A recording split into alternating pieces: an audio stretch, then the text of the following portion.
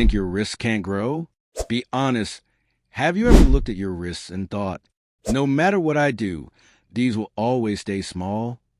You train your chest, your arms, your shoulders, but your wrists? Completely ignored. And that's exactly why they stay weak. Because here's the reality most people don't understand. Your wrists are not just bones. They're supported by tendons, ligaments, and forearm muscles. And all of these can get stronger and thicker over time. So no, you might not turn your wrists into massive blocks overnight, but you can absolutely make them look stronger, denser, and more powerful.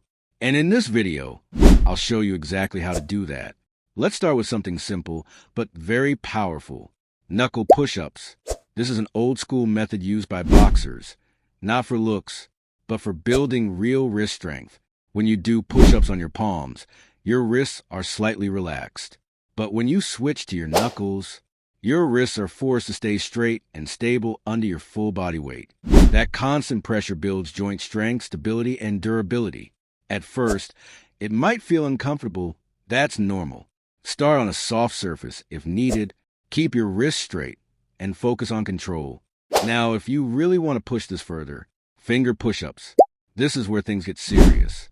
Instead of your palm or knuckles, you're supporting your body using just your fingers.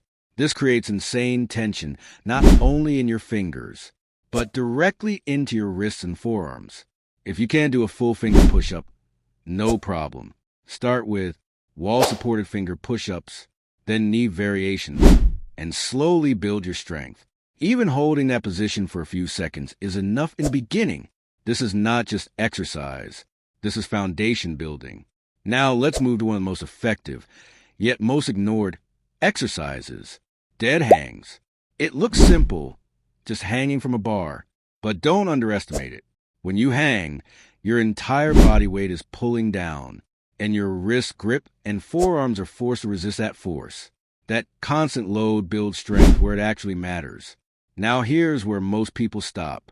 They just hang with body weight and call it a day. But if you actually want growth, you need progression. Start adding weight. Use a backpack, a dip belt, or even hold a dumbbell between your feet. Now your wrists are dealing with even more tension. Start with 20 to 30 seconds. Build up your time first.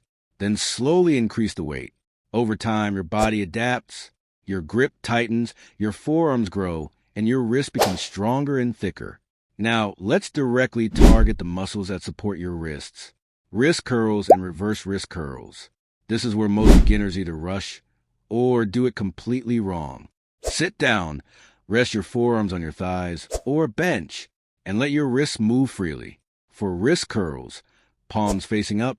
For reverse wrist curls, palms facing down. Now here's the key. Go slow. Control every rep. Feel the stretch at the bottom and squeeze at the top. Don't chase heavy weight. Your forearms respond better to control and higher reps. Aim for 12 to 20 reps and focus on that burn. That burn is what builds thickness around your wrist area. Next, hammer curls. This one is very underrated.